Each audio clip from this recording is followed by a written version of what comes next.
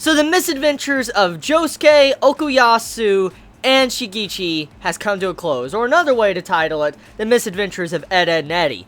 So this episode concludes the little mini arc about money, greed, and what it can do to people when they get too much money in their hands, and this was a good arc. It was a good arc. I would say, out of all the JoJo arcs I have seen, like, you know, there's a lot of serious arcs to JoJo. I think this is one of my personal favorites. I really like the chef episode we got from JoJo Part 4, but I do like this too, because Shigichi, even though he was kind of like a brat in last week's episode and this episode, and some of the methods he did was kind of fucking evil, he, at the end of the day, isn't necessarily a bad guy. Like, he isn't a villain to, you know, cause problems. He was just misunderstanding the situation, and he honestly believed that he was being cheated, and he actually was the one putting in all the work, and so that's why he believed he deserved the money, even though we know he was wrong. Just seeing how he learned a lesson, and how he learned that his greed caused a lot of the problems, and it caused this situation, I respect that, and I like that writing that was put into this arc. So overall, this episode of JoJo, it's nothing spectacular. It pretty much continues off the same type of theme that last week's episode had, with you getting to see how Harvest was being used to collect things, and, you know, how Josuke, Okuyasu versus, you know, Shigichi, and how he was wanting to keep the money all for himself.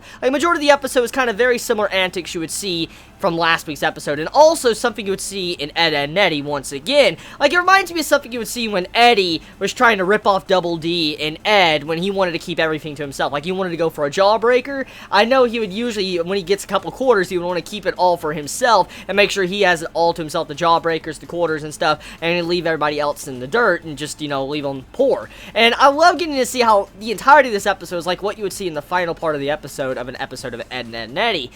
But getting off of that, though, episode overall, it was enjoyable, and once again, I have to state that I could see why many might dislike this episode or this arc in general, because not many people are going to like episodes like this. Not many people are going to like, you know, these slice-of-life arcs, and a lot of JoJo Part 4 has been slice-of-life, which I need to talk about that. The slice-of-life aspect of JoJo Part 4, I like it. It's so different from everything else we have seen from the other parts. Part 1 has a lot of supernatural stuff. I mean, we have it to where Homon was used, you know, Dio was introduced. Part 2, you have it to where the Pillar Men were introduced, very creepy and like vampires. Part 3, we have it to a Dio once again and all that, and Stan's introduced. With this, you know, part of JoJo, it's a very slice-of-life-ish segment of JoJo that I actually enjoy. It's like a different outlook on the series than all this action we constantly see, and I do like the direction that the mangaka took with this, you know, so far with Part 4. I don't know if it's going to turn into an action-packed series like, you know, Part 4 later on, but I do like what we have gotten so far. So getting into, once again, back into this episode, as I already said, I can see why many might dislike this episode because it's very slow-paced. It's nothing completely 10 out of 10, I guess, in many people's eyes, and it's nothing that's spectacular like, you know, you would see from other certain arcs of JoJo, but I personally enjoyed this. It was something I liked watching, and it was a great episode, and it was, you know, once again, getting to see, like, this new character introduced, getting to see how, you know, this kid learns a lesson not be greedy, and also how Okuyasu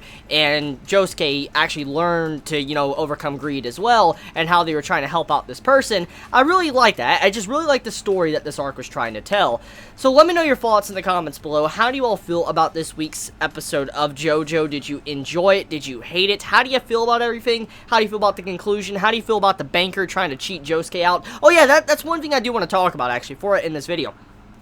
So Josuke, he removed the writing from the ticket, and at first glance, when I first was watching the episode, I'll rewatch the scene again after, you know, I was done, you know, watching it the first time around, and the first time around, I was like, I didn't understand, like, what exactly Josuke did. Like, he removed the writing, I'm like, wait, what the fuck? Like, I was asking, like, how did Josuke remove the writing? And then I was thinking, wait a minute, his stand reverts things back to its, like, original state, and I'm like, wait a minute, he probably reverted it back before it got drawn on, like, before ink was pressed on it, and that's probably how he removed the writing, and I really like that aspect. I know many might have missed that the first time watching unless you're a manga reader, and I missed it, honestly. I missed it the first watch, and then when I saw it a second time, like, oh, okay, so that's how he did it. So yeah, Josuke being able to, like, remove ink and stuff off of certain, you know, letters or, you know, tickets and stuff, that's pretty OP, actually.